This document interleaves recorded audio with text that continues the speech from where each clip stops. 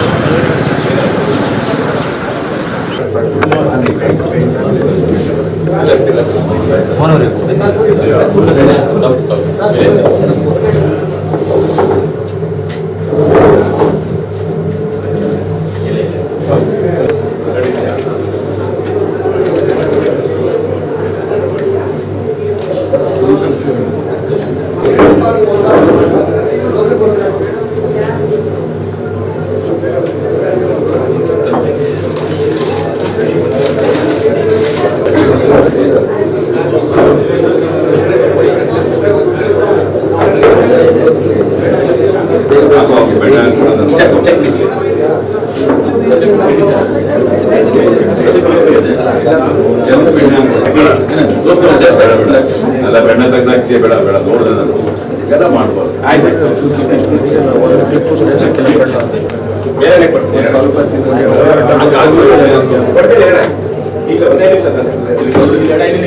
ಇಲ್ಲಿ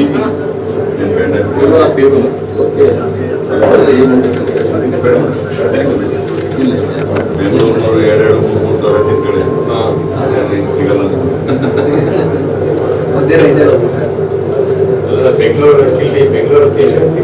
ಬೆಂಗಳೂರಲ್ಲಿ ಟೇಸ್ಟ್ ಸಿಗಲ್ಲ.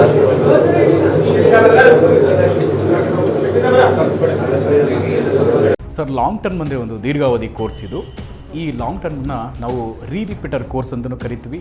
ನಮ್ಮ ಎಕ್ಸೆಲ್ ಅಕಾಡೆಮಿ ಸಂಸ್ಥೆಯಿಂದ ನೀಟ್ ಲಾಂಗ್ ಟರ್ಮ್ನ ಕೊಡ್ತೀವಿ ಮತ್ತು CET ಲಾಂಗ್ ಟರ್ಮ್ನ ಕೊಡ್ತೀವಿ. ಸರ್, ಮಕ್ಕಳು ಎಷ್ಟೇ ಓದಿರಲಿ ಅವ್ರಿಗೆ ಟೈಮ್ ಮ್ಯಾನೇಜ್ಮೆಂಟ್ ಅನ್ನೋದು ಪ್ರಾಕ್ಟೀಸ್ ಮಾಡಲಿಲ್ಲ ಅಂದರೆ ಫೇಲ್ಯೂರ್ ಆಗೋದು 50% ಅಲ್ಲೇ ಫೇಲ್ಯೂರ್ ಆಗ್ತಾರೆ.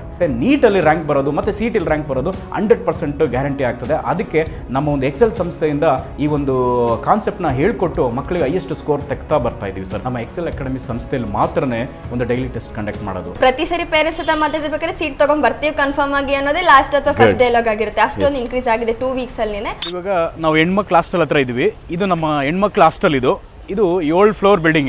ಇದರಲ್ಲೇ ಕೋಚಿಂಗು ಪ್ಲಸ್ ಹಾಸ್ಟೆಲ್ಲು ಒಂದು ಇದರಲ್ಲೇ ಇರುತ್ತೆ, ಒಂದೇ ಬಿಲ್ಡಿಂಗಲ್ಲೇ. ಇದರೊಳಗಡೆ ಡೈನಿಂಗ್ ಹಾಲು ಮತ್ತು ಅಕಾಮಿಡೇಷನ್ನು ಎಲ್ಲ ಕ್ಲಾಸ್ ರೂಮ್ ಎಲ್ಲ ಇದರಲ್ಲೇ ಪ್ರೊವೈಡ್ ಮಾಡಿರ್ತೀವಿ. ನಾವು ರೂಮಲ್ಲಿ 4 ಜನ ಇರೋ ಥರ ನಾವು ಅರೇಂಜ್ ಮಾಡಿರ್ತೀವಿ. ಅವ್ರ ಕಬೋರ್ಡು ಕೂಡ ಅವ್ರಿಗೆ ನಾವು ಪ್ರೊವೈಡ್ ಮಾಡಿರ್ತೀವಿ ಅವ್ರಿಗೆ. ಸೊ ಹೈಜೆನಿಕ್ ಮೇಂಟೈನ್ ಮಾಡಿರ್ತೀವಿ.